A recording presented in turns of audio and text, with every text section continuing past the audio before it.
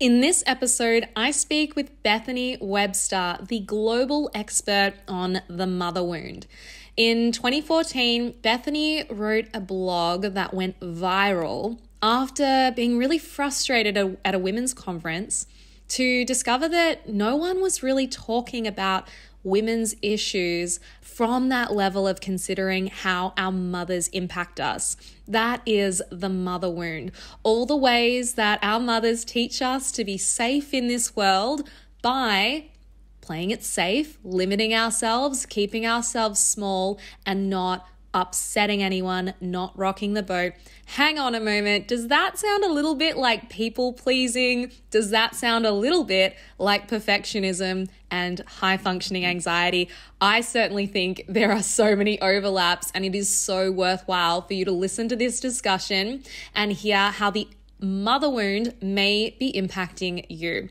If you're excited to learn more, I highly recommend you keep listening to this episode and hear what Bethany has to share. Okay, let's go to the show. Welcome, Bethany. I'm just so beyond excited to chat to you on the show. I'm really honored to have you here. Thanks for having me, Georgie. It's a real privilege to be here. Oh, thank you. So, Bethany, I have done the intro. When people are listening to this, they already know who you are and where you're coming from in terms of your background expertise. Now, I'd like to start us off with a really open question that I'm sure you get asked all the time, but I feel like it's a nice place for us to begin. Bethany, what on earth is the mother wound? Yes, it's a great place to start to define what we're talking about here. The mother wound is how, as I define it, it has multiple levels. The first level is the personal mother wound, and that really has to do with the kind of dynamics that we grew up living in with our moms. So the way our moms related to us, and the beliefs and patterns and choices that we internalized, right? Developmentally, we internalize so much from our moms. But the mother wound is really about the ways that we've internalized patterns that cause us to limit ourselves, like automatically. So the automatic kind of reactive ways that we learn how to keep ourselves small, silent, self-sacrificing as a means to get loved, to be approved of, to belong. So it's really about how our moms may have inadvertently passed down some beliefs to us that cause us to stay small and limit ourselves. And often these are the very beliefs that our own mothers received from their mothers as well. So it's like, because we live in a world where women are still not considered on the same tier as men, we still struggle with that. Our culture hasn't gone beyond that yet. So in trying to keep us safe, to help us survive this world, a lot of times our moms will pass down these beliefs in an effort to try to keep us safe. Like, don't be too big, don't need too much, don't rock the boat. These are ways that moms have taught their daughters to survive a lot, most of the time in a patriarchal culture. So it's been very normalized. But the reason why I started writing about the mother wound and really defining it was because I realized that a lot of this is unconscious. And a lot of us are in the kind of personal help, personal growth, self-help world, trying to work on these things, but not realizing that they actually have really deep roots. And in a way, we're kind of disincentivized to shift these beliefs because in many ways they represent mother. So when we try to let go of these beliefs, it can feel extremely hard because it's like, well, this makes me feel safe. This is familiar. This was what was passed down to me. So in a way, we're almost complicit through our attachment imperative to really bond with the beliefs of our mothers, even if they were harmful or not helpful. Wow. Oh my gosh. I feel like you have touched on some amazing things that we could take so much deeper. I'm so curious to ask, does everyone have a mother wound? Is there anyone that doesn't have a mother wound? Honestly, I think we all have it, but it's a matter of degrees. And the reason why we all have it is because we live in an atmosphere, all of us on planet Earth. We live in this atmosphere that says women are less than. And so, of course, that's going to distort the ways women see themselves, the ways men see women, the way men see the feminine aspects of themselves. So it's like this it's almost like it's an infection in a way. I'm thinking like epidemiologically, but it distorts the way we see ourselves. So patriarchy, I really think it all goes back to this more sociocultural frame. That's how I really look at it. I don't look at it just through mothers and daughters isolated from the social conditions we live in. We actually really have to take these things into account, especially right now in the world with what we're seeing, a lot of these kind of patriarchal institutions that are, and the way I define patriarchy is very broad. It's not about blaming men or anything like that. I see it more like power over. Patriarchy is really the principle of power over, right? So, and mother or father, men and women can both be patriarchal. We can both embody, either gender can embody patriarchal principles like only men are better than women, or God is male, things like even racism. All the things that we consider ills of our society are patriarchal because they're power over. And we struggle with that. And I think right now in our society, we were watching in this unprecedented time, a lot of institutions, religions, media, those patriarchal institutions are really crumbling and undergoing a lot of transformation. So I think it makes sense that so many of us are feeling ready to kind of look at the mother wound, because it's really about intergenerational trauma and how we're taught to be complicit in limiting ourselves as a means of survival and as a means of acceptance. I have never heard patriarchy defined that way. And I love that, Bethany. It's really clarified in my mind what it's all about. Do you see patriarchy really being that representation of our ego and us being really in that fear state of, I need to, in order to feel powerful in myself, I must be more powerful than, or I must be more important than someone else? Totally. Having status, power over, looking better than, any ways of one-upmanship are patriarchal in a way, So there's a lot of subtle manifestations that when you start to see it and understand it, you can see it everywhere. We're breathing it, we're swimming in it. And it's really empowering to start to see, wow, yeah, this is like everywhere. And when we see it, then we can really start to become conscious of the ways that we participate in it and maybe replicate it without even realizing it. And what you're saying too is that it's not just women who are, let's say, victims of the patriarchy. What about right? Men? We all are. Yeah. Like everybody is. Too. They are. And I hope that, men start to do more work. I think there is a groundswell of more men realizing this and starting to help one another. I focus mainly on women, helping women with the mother wound, because number one, I'm a woman, so I know it very intimately, but also I think that there's a specific way that women internalize patriarchy, and that's actually the mother wound, but it's different than men. I think gender really does change how it manifests and the ways that we internalize things, and so it gets complex. Yeah, no, I didn't even expect our discussion to go into all this patriarchy stuff, but it's really interesting. So thanks for answering that. So the next thing I'm curious about is, why is it that our mother specifically has such an important impact on us and not, say, the other women in our lives? Or maybe that's not right. So like our sisters or our girlfriends or grandmothers or aunts, are they also part of this mother wound, or is it literally our specific mother? They're part of it, but the source of it is very, very specific, and it has to do with the specific person of our mothers. So you might say, well, why? Isn't that kind of blaming mothers, or like, is this somehow making our moms wrong? I personally didn't go near this topic for so many years because I was afraid of that. But the more I healed, the more I realized that it's actually not about our mothers in the end. It's about, how can I be responsible, accountable, and also thrive in my potential as much as possible? So we have to look at our relationship with our mothers. Number one, because just developmentally, like the way we're set up as human beings, the way our mothers treat us from the very earliest, like hours and days and weeks of our lives, is how we start to form a sense of self. So the way a mother responds, like to a baby's cries, the way a mother mirrors the child, the way she interacts with the child, this is all self-formation. So I'm actually writing an article about this right now, about the inner critic, and how for a lot of us, the voice of our inner critic is actually the voice of our mothers.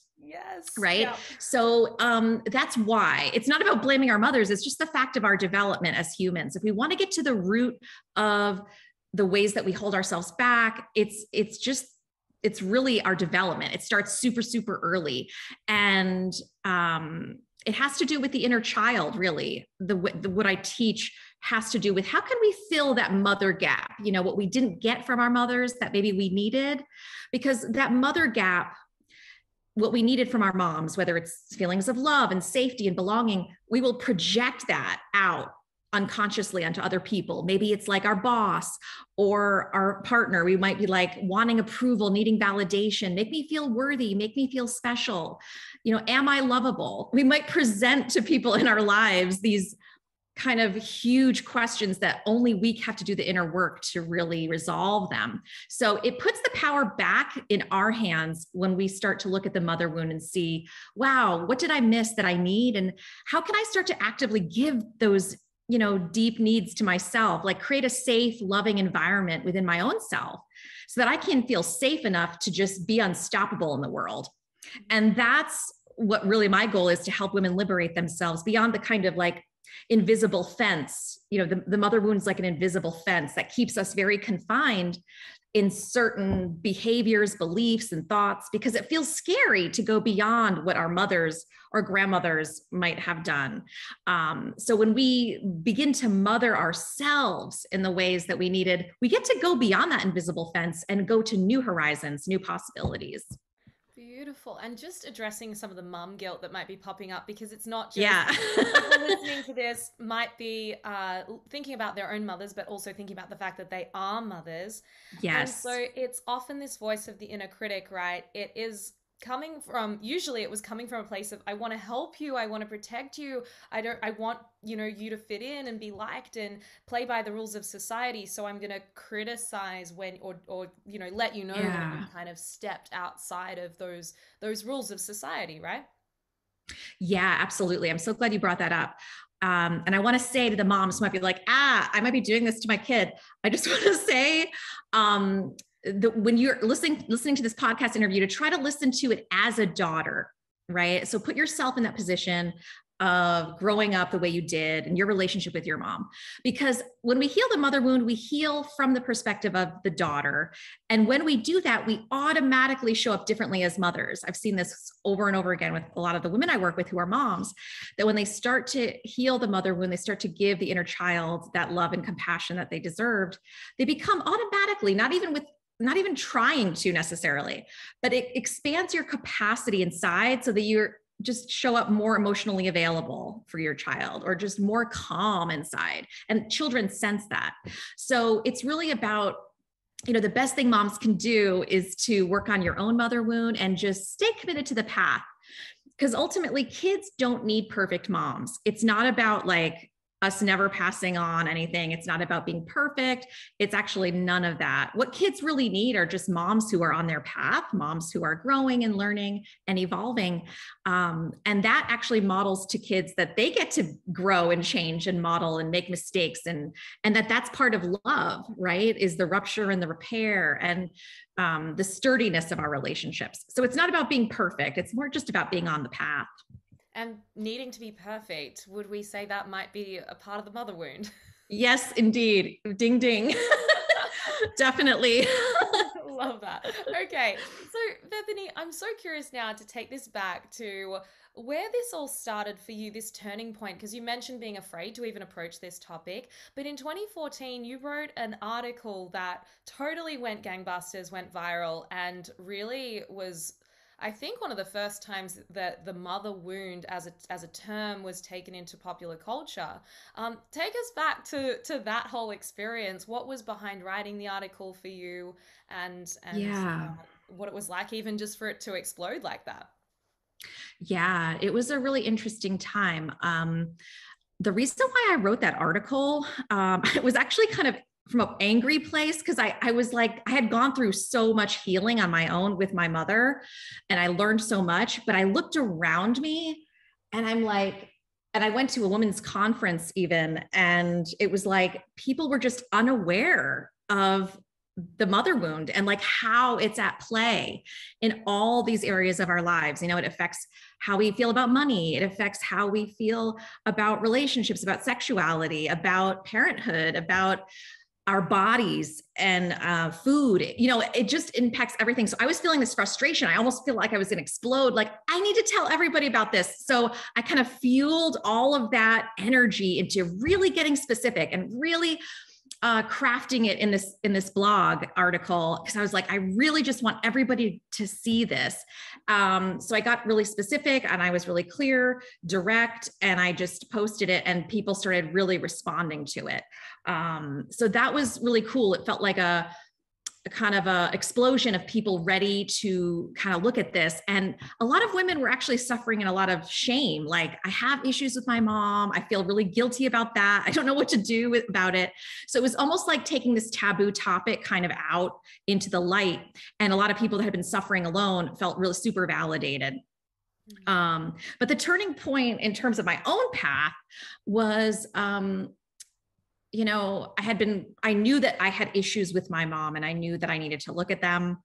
But the reason why I was really afraid to, this is like before the article, of course, was because I just had this sense that it was a really fragile equilibrium that my mom and I had. And that if I changed it up, it was going to be like a bomb going off in that relationship. And I just wasn't ready. So I spent many years in therapy, just kind of getting ready and starting to, eventually I was like, okay, I'm ready, because I saw that it was impacting me everywhere. It was like the same beliefs of like, there's something wrong with me. I'm not good enough. I saw it show up in romantic relationships in my, at the time I was in graduate school, it was impacting me in my work. So I was just I just got to this point where I was like, I'm done with this. I'm ready to shift this no matter what it takes. And so, long story short, a bomb did go off in my relationship with my mom, unfortunately. And my sense was correct, but it was definitely an essential thing. I just had to confront her to try to change the dynamics. And it was all couched in a lot of empathy and compassion. Like, I want us to be closer and I'd love to just shift the dynamics a bit. But my mom just wasn't in a place where she was willing or able to see that as actually like a positive thing. She was just kind of like, you know, you're being disrespectful, or, you know, and there was nothing I could do with that. So in a way it was kind of validating, because it was like, wow, I was right. And I could survive it. I actually became stronger, and I started to, so much in my life made sense. You know, a lot of the struggles I had, I had been kind of seeing my mother with rose tinted glasses and seeing myself as more of holding a lot of shame. And when I was able to work through the stuff with my mom, I was able to see that a lot of the issues had nothing to do with me. They weren't anything it was just stuff I had no control over, which was mostly my mom's own history that she hadn't done any work around. So it was really enlightening. It was one of the hardest things I've ever gone through. And I really wanted other women to feel the sense of empowerment that I was feeling. So that's really why I started blogging, was to just, and I was afraid that I was going to get hate mail, and I did get hate mail, and I got hate mail from my own mother, but it was worth it. It was just like, well, this is part of the process, right? When you are brave and when you speak out and when you want to shift, you know, the conversation, that's part of the deal. And so it was, you know, it started a whole kind of career for me of being able to help other women with this. Wow, and that would have been so hard, because as you're growing and seeing things that she wasn't ready to see, it's almost her own mother wound stopping her from being able Definitely. to even look at that, which would have Definitely. been a mixture of frustration and sadness and all the things. But I suppose Yeah. ultimately we can only do that work on ourselves and do what serves us in that moment, you know, or what's going to serve the relationship long term. Absolutely. Because the alternative is that we stay silent, we blame ourselves, we try out of a false sense of loyalty to our moms, right? So there's this I could sense it. Like, I could sense in my family that it was like, well, it's your turn to suppress your feelings and that prioritize your mother. That's what I did. So now you have to do that for me, you know? And and I just couldn't do it. I had been in therapy after that for 15 years after that point. I got into therapy really early in my life with an amazing therapist. So I had done a lot of work up to that point.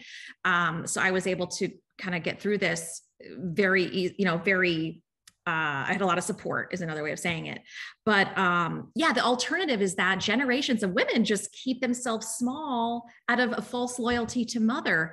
And that's a kind of intergenerational codependency that is a tragedy for society and the world as a whole, because think about it, all the gifts and potential of women that is just lost out of this false sense of guilt and shame that, that's why I'm so passionate about breaking the cycle. Like each one of us is so important right now. Like our healing matters. And because we're all connected, even though we don't see each other in the flesh or anything like that, we live in all different parts of the world, but we are all connected energetically. So when one of us stands up or does some brave, courageous thing, even if it's private and unglamorous and messy, it still empowers the whole, right? So it's like every little tiny step that we take matters, and it helps everybody else. I really believe that. And I'd love to share, Bethany. I've had, I know that guilt, that shame you're talking about, because a couple of months ago, I was in my own inner work, had a realization that I feel this resistance to motherhood myself, because I realized the role model I'd had for motherhood. And I posted a video about this on my social media. And so it was very public and not just, behind closed doors. And I said, it's what I was role modeled was self-sacrifice. And that is that's the resistance. It's not about caring for a little being and doing all of that. It's the sacrificing myself. I'm last in the priority list all the time. That was just what motherhood was role modeled to me as. And it was so interesting because my mother did see it, and she sent me a message straight after, and I was in Portugal at the time in different time zones. And so we've got like delays in communication. And the thing she said to me, the one message she said to me was, "Your post just brought me to tears." And I'm thinking, oh no, I've upset her. She's like taken it the wrong way and not realized what I was really meaning. And then hours later, we clarified it that actually she was proud of me for growing out of and evolving beyond that, which was amazing. But it of course doesn't always go that way. And I was preparing myself for the, oh no, she hasn't got it the way that I wanted her to. So interesting, right? That is so interesting. I love that story because it really illustrates that, like, we don't necessarily know at the outset what's going to happen as we step into more of our own individuated self, right? And you were so brave to share that so authentically. And I love hearing that your mom surprised you beautifully with being so proud of you and so happy. And it's great. She didn't take that personally. She didn't take that as an attack against herself. She said, look at my daughter, really honoring herself. So that's so great to hear. Thank you for sharing that. Thank you. And that's not to say she hasn't taken some things the wrong way as well. When I've said, Mom, I feel like this body image stuff, like I overheard you talking about yourself negatively in the mirror all the time. And when you judge other women's bodies, I take that in, or I've taken that in. Those things, need a longer conversation or haven't always been taken as well as that one was. But it's certainly really cool. And the thing I will say that I felt, and I'm not sure if this is the same for you, Bethany, but when I went to share that, it just felt so true, that self-sacrifice thing about motherhood and not wanting to be that kind of mother, is just, I just knew it felt right. Like there was a passion in me to share that. And I think, was that what you were feeling when you wrote that article?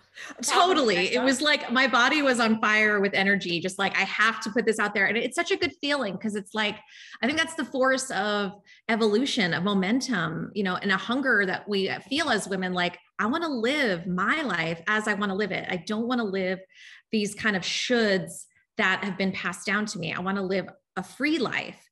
And so it's beautiful to hear that you felt that kind of energetic imperative, like, I have to get this out there. This is my truth. I need to speak it. Well, I think that's what's going to have us kind of, for anyone just listening to this that's not on a platform speaking about it, it's like, how do you know when it's right and when you can just trust that Yeah. truth or that awareness you've just had? And I think, because we've talked a lot now about the painful, uncomfortable, sticky parts of awakening to this Mm. and why we keep it so unconscious, but there's rewards too. And I'd love to speak Oh, more about yeah. those rewards. I mean, what does a life look like where you have healed the mother wound? And side question, have we ever 100% healed it? Right. Yeah. I am still on the journey. I'm not sure if, I think it becomes less about a final destination and more just about committing to the path, like a practice, right? I don't see it as a goal. I see it as a practice. And I'll be mothering my inner children until I die. Like, I know it's part of me now. It's like this way, it's just like a loving way of relating to yourself with compassion. And so I don't think it's about being done, although many of us start on the path like, I want to get rid of this pain. Like, how do I get her done, get this over with? But as you go, you start to realize, wow, like this is powerful and there's many layers.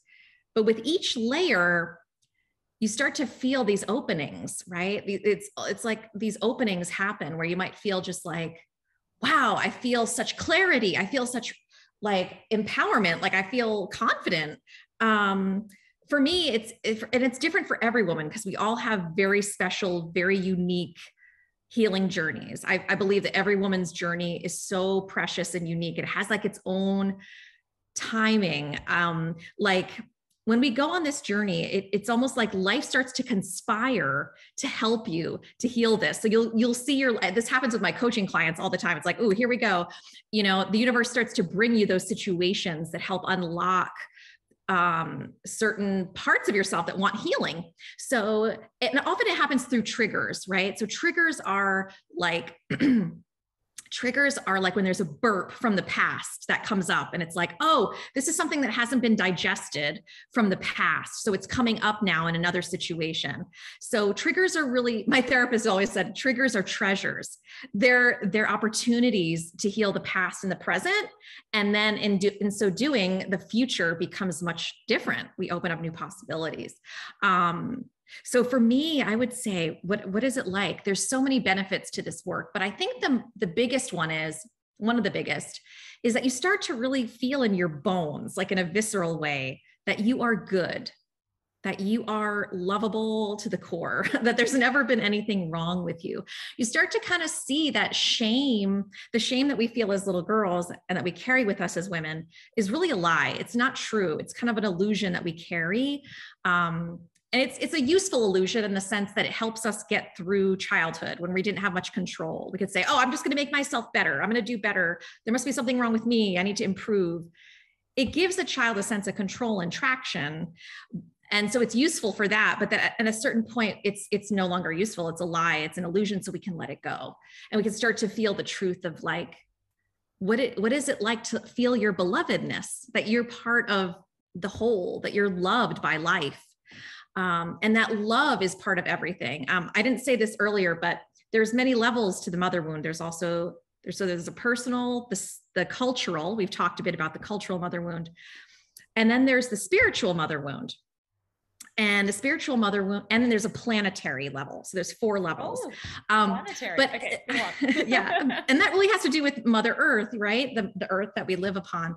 But what I've found is as I've healed the mother wound, one of the most beautiful, magnificent changes in my life is the spiritual mother wound starts to become healed. And what I mean by that is that in a way, the mother wound kind of acts like a sense of separation between you and life itself. The sense like, and I don't know if you can, maybe people listening can relate to this, but just growing up, I always felt like, is there something wrong with me? Like, I don't feel like I belong here. I don't feel like safe. Like, is it okay for me to be here, like on this planet, in this body? There's just this sense of like separation from love, separation from goodness. And as we heal the mother wound, if we stick with it long enough, we start to open up to this really vast new way of being where we can start to feel our indestructible goodness. So we're no longer struggling with shame and stuff like that. It's no longer dominating our minds or our fears and things like that. So we can feel more like a playful child, we can enjoy life more, we can have pleasure, we can feel more free. For me, I feel that there's a lot more quietness and peace, and deeper connections with other people too. Like my circle has become smaller, but it's a very quality circle. And life feels much more magical, like even looking outside, it's like, wow, like I'm alive. Like I've gone through periods where the senses almost become very vivid, where you can almost feel the oneness of everything that's connected. And there's an ultimate safety that comes with that, like learning to actually trust life, that life is always holding you, always was, always will. So it's almost like a deeper attachment bond with life itself. That's beautiful. And the planetary level as well. Yes, the planetary level as well. The planetary mother wound is just about how disconnected we've become from the fact that we live on a being, a living organism.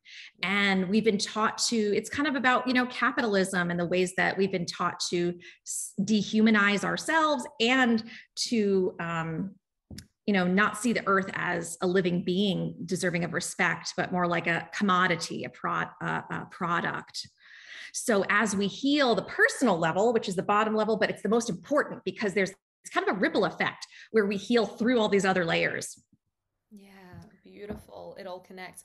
And I think Yeah. what's just come up for me there is because I was very unconscious to my mother wound because in my, childhood or relating to my parents, my father was always the one with all the shit. Like he was Uh-huh. it was always about the father wound for me. So I was because my mom's always been that self-sacrificing, very loving, Right.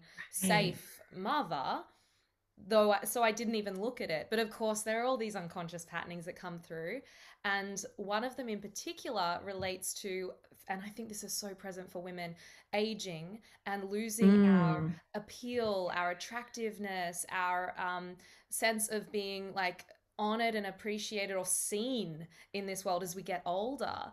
And I love because what you're Yeah. speaking to, like that, you just feel more alive and connected to life, is something that's available to us at any age. Right. Yes, exactly. And what I've noticed is when you can tap into that feeling of like indestructible goodness and that life itself is magical. It's amazing. Like just being alive, just existing is a miracle. Then you don't really need the other things like, to look a certain way or to be like for people to see you as attractive or to have a certain amount of money or all these kind of material things become less important. It's like it's nice if you have them, but it's not like we're no longer attaching to them as a form of like feeling safe and good and loved. Yeah. um Yeah. so, and I noticed that if I do go into any of that stuff, it's usually because I'm working through some deeper stuff of my own that I would be like, okay, let's go shopping, or like those impulses, you can start to read what's happening more easily in yourself. Yeah, I don't know if that makes sense, but no, yeah. it does. You can catch it when you feel that like pull to, oh, I feel like I'm looking for attention right now. I'm seeing it. It's like, well, what is that really about? I realized a number of years ago that attaching my safety and my worthiness to youth and beauty is just a trap. Yeah, Like we are like it is. the idea, it feels like you're expiring if we adhere to these patriarchal values. It's so awesome in a way because it's like nature has set it up for us to become these badass crones, throwing off all this patriarchal bullshit messaging. Like I have a new respect for menopause that I never had before. I never even really thought about it, honestly, in my, early, 20s and 30s, obviously. But it's like, yeah, it's a total trap. And it's amazing to start to see, like for me, I can relate. Like I was starting to see, ooh, now that I'm getting older, like being attractive, quote unquote, was like a power. It was like a false power that I had where I could feel like if I was having a bad day, I could like feel attractive and that could somehow like compensate. And so it's almost like when you get older and you don't have that as much, you can't rely on that kind of crutch. You just kind of see it for what it is. It's like a crutch. It's an artificial boost that isn't real. Yeah, totally. It's quite an awakening. It seriously is. And even this idea of, I think a lot of us, and I've certainly been here, it's like this idea of I can use that seductive element, that sexual part to that's one power that women really feel over men in many ways. But again, Yes, it is. power over. Power over. Mm-hmm. Oh my God. It's just the layers. It's amazing. And it really isn't just that women are at the victim of this. It's everyone. And it's so amazing as we kind of can all wake up to it. But this naturally brings me to asking you, Bethany, I'm sure you get asked about the father wound too. I feel like we need to Sure. kind of put the context into this discussion.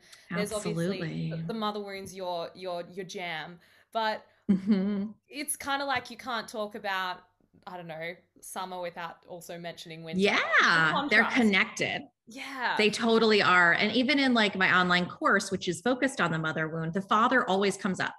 So it's just a matter of, and what I've noticed is women in their feedback say that, much like what you said, I always thought it was my father. And I actually was like that too. I grew up with having beef with my dad. And then it wasn't until later that I realized, whoa, it's actually really about her. But anyway, as you heal, you start to deal with both of them and you start to realize how the pieces fit together, right? And you start to awaken like to things you've maybe never even thought of before. You might remember things differently. You might see things more clearly. And so it's almost like waking up. It's like, wow. Because it's always the interaction as well between our parents that impacted us. So it's almost like a third. So it's like we have stuff with our moms and our dads, dynamics that we have to process and work through. And then there's also the dynamics between our parents that impacted us as well. So, and that was kind of our model for what relationships are. What can I expect? What's possible? What am I afraid of? What should I? So there's so much there, but the father wound definitely is part of the picture. And I like to start with the mother wound though, because it sets the stage with your development. And so you start with like what the attachment was with your mom, and then the dad always comes in later. And I don't like try to force that in the course. It's just something that happens organically where people start to say, oh my gosh, I have a new perspective on my dad. And so, yeah, so it's part of the picture. I wonder if that's just nature's way of things too, though, when we think about a child being conceived and going through 9 months or so in the womb. That's very Right. correspond that with the mother begins there and then, and the father's kind of on the outside of that, like, in some kind of orbit that is not really as connected. Like the baby cannot be held in in the father's arms until 9 months of sort of some kind of life in this world. Yeah, it seems like it's connected where the mother carries and gives birth, and then the father's role is really to kind of support that bond between the mom and dad, the mom and the baby, and also to be there with the baby too.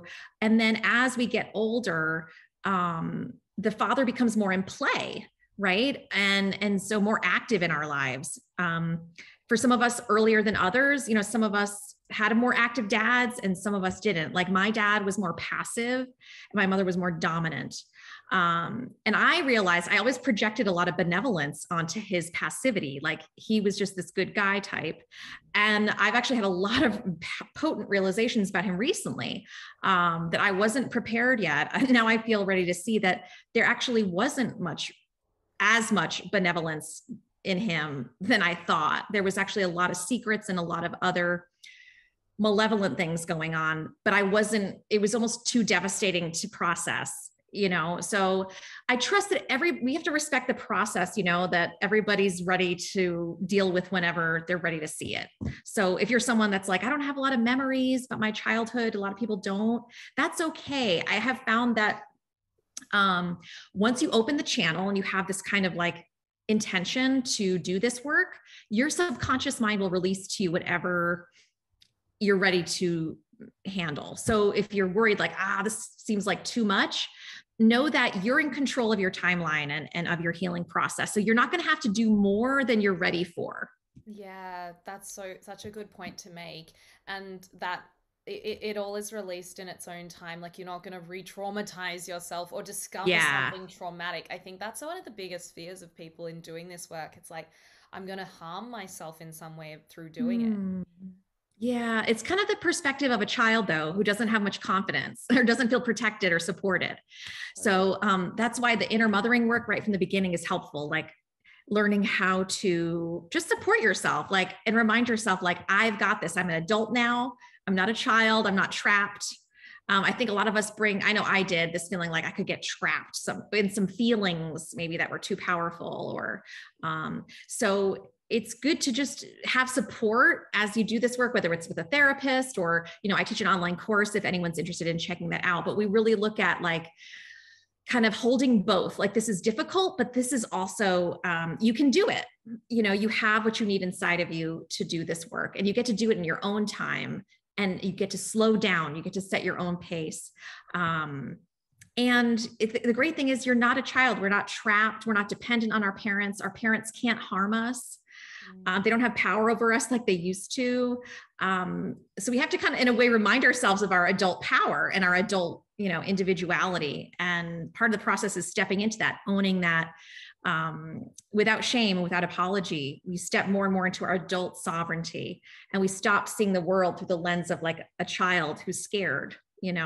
A lot of us are a jumble of like child parts and, feeling triggered and bumped around. So inner mothering really helps us to create an inner harmony where there's an integration between like an adult self that's carrying and holding like maybe your inner child and then your inner teenager, where there's a kind of harmony takes place with time, if that makes sense. Yeah, beautiful. I love that you're very strong and clear on that permission piece of taking your time and being patient with this whole process.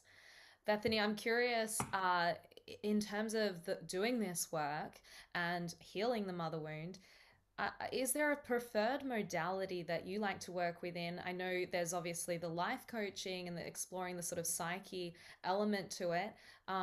And is awareness enough? Is it just that process of becoming aware and becoming aware again? No, it's much more to it than that. It's much more to it than that. I mean, you can be aware of it. Awareness is the first step. It's the most important step. We got to do that. We got to acknowledge things, but that's not enough. We have to work with what we learn. And I like to think about it in terms of the inner child because it's easier to explain that way. So the inner child is like a living energy who lives inside of us. You could almost think of her as like the amygdala, the fight, flight, or freeze. Those responses they're in the amygdala, which is the oldest part of the brain. And so those things get sparked, when we have a trigger, which is like a burp from an undigested feeling or experience. And you can think of the inner mother, like the prefrontal cortex, which is like the newest, most evolved part of our brain that deals with language and communication. So as we do inner mothering work, we actually create more connections in the brain between these two parts. So we create more, ways of being. And so we're not locked into this fight or flight. Like many of us watched our parents, like just getting yo-yoed by their emotions, not having any control or awareness. And we suffered as a result. So part of this work is really taking responsibility for the kids who live inside of us, who are real energy that can hijack our system. Like we've all had that moment where we feel like we turn into a 2-year-old, or, we feel an urgency and it hijacks the system.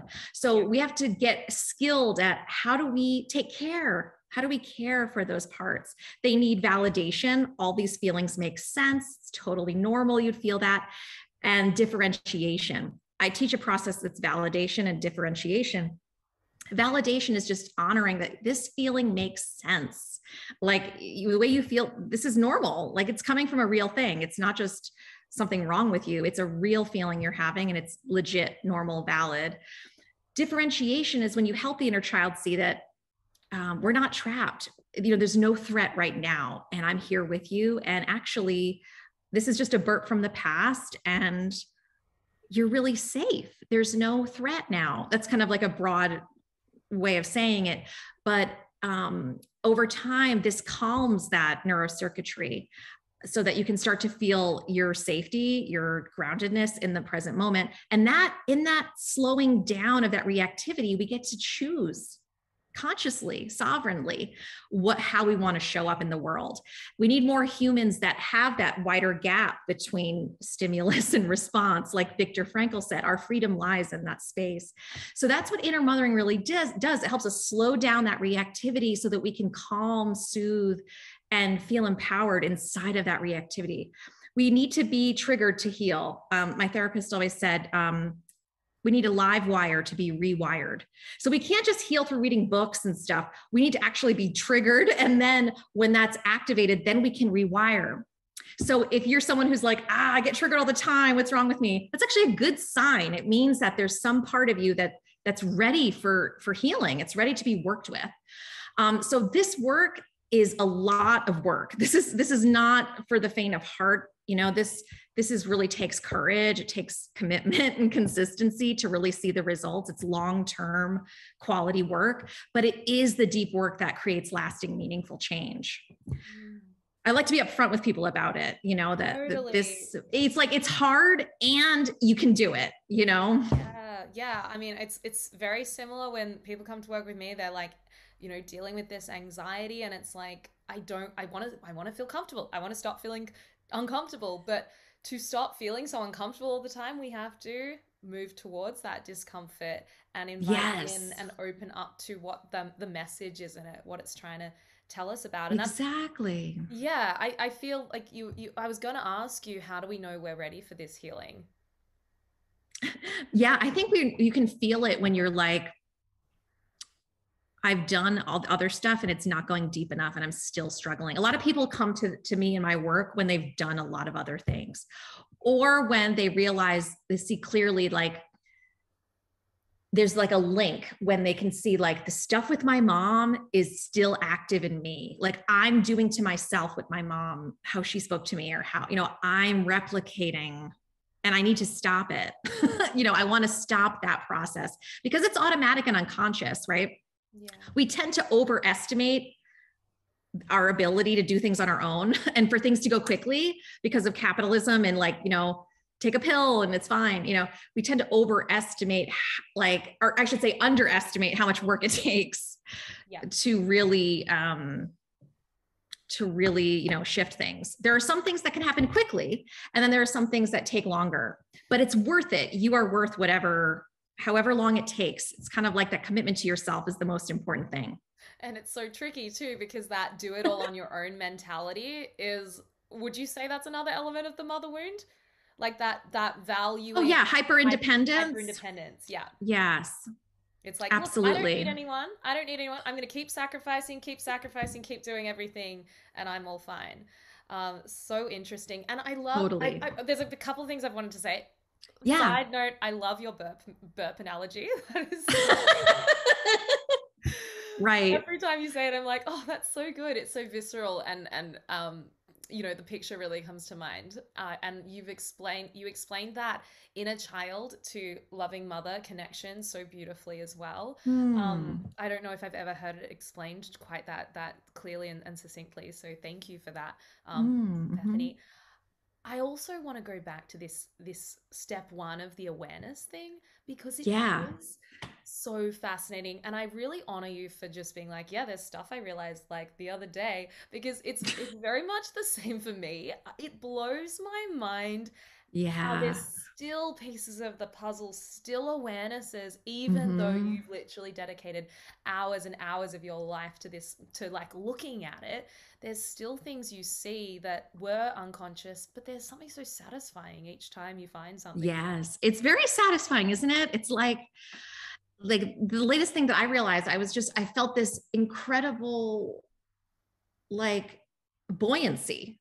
It was just I could almost feel a part of myself returning, and so I think that's what gets you hooked. That's my hope for all the people I work with, is I want to get you along enough on the path where you can start to feel that. It's almost like surfing. When you first stand up on a surfboard, it's very exciting because you feel like you're flying and you're going on these waves. You learn the technique, and then you just let the waves come in and you ride the waves. So it becomes less about how do I not fall off, or how do I not scrape my face along the bottom of the ocean floor? Once you learn the technique, it's really fun, and you can keep riding waves, and you can just ride them all forever. It doesn't matter how many waves come, you know how to ride them. Yeah. So it goes to what you're saying, like the awareness and feeling viscerally that you get parts of yourself back, that you start to feel that sense of sovereignty, like an individuality, that nothing can give you this. No amount of money, no amount of fame. This is inner wealth. This is like the gold that everybody is looking for, but it's all on the inside. Yeah. So it's about getting that, just staying with it long enough, getting the tools, the support, and that kind of attitude of like grit and determination. Like, I'm going to do whatever it takes to own myself, to claim myself. Yeah. And it's really great for anxiety too, because when we have that sense of, it doesn't matter what waves come my way, I know how to ride them. Oh, like we can look at the future with this sense of confidence and clarity, which is really nice to have. Some people say that we like get addicted to self-development, like it's a bad thing, but I honestly think it's set up that way so that we keep doing the work, so that we like it comes with its dopamine hit, its rewards, so that we keep going back for more, because I can't think of a better or more truthful reason for being here on this planet and having these life experiences than growth.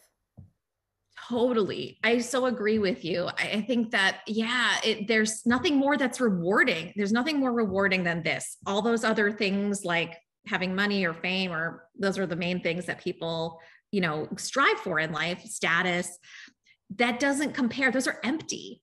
But this is something, it's like you become more alive. You become more alive, and the way that you live and breathe and experience life is more rich and more rewarding, and it never can be taken from you. It can never be stolen from you or taken from you. That's yours. You earned that. You discovered that. And and I think this is what life is meant to be, really. And we're such complex beings. So of course it's going to take a lifetime to get to know ourselves. So I love that you shared that. I think that's beautiful. And I agree with you. I think this is the path. This is the way to live. Yeah. Oh, I appreciate the most rewarding. Bethany, it's been such a lovely experience chatting with you and asking you all the ins and outs and all these like interesting like elements to the mother wound. I've appreciated it so much. I'm curious not curious. I know the answer to this question, but I'm asking for the benefit of our listeners. Where can we find you and work with you? What have you got on offer at the moment? I'd love for you to share it with everyone. Yeah, absolutely. So if you're interested in my work, you want to learn more, my website is bethanywebster.com. And there's a ton of stuff on my website that you can just peruse and explore. There's dozens of articles. There's an ebook.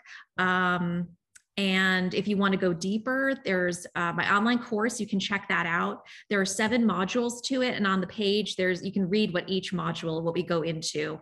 And let's see what else. I also offer private coaching as well. So that's really where you want to go, is to just go to bethanywebster.com. And I'm going to be doing next month. So it's September, a month from now, I'm going to be doing a webinar. So keep your eye out for that. If you want to get on, the list, just type in your name to get that ebook, and then you'll be notified when I have my next webinar coming up soon in a couple of weeks. Fabulous. And you hang out on Instagram too, right?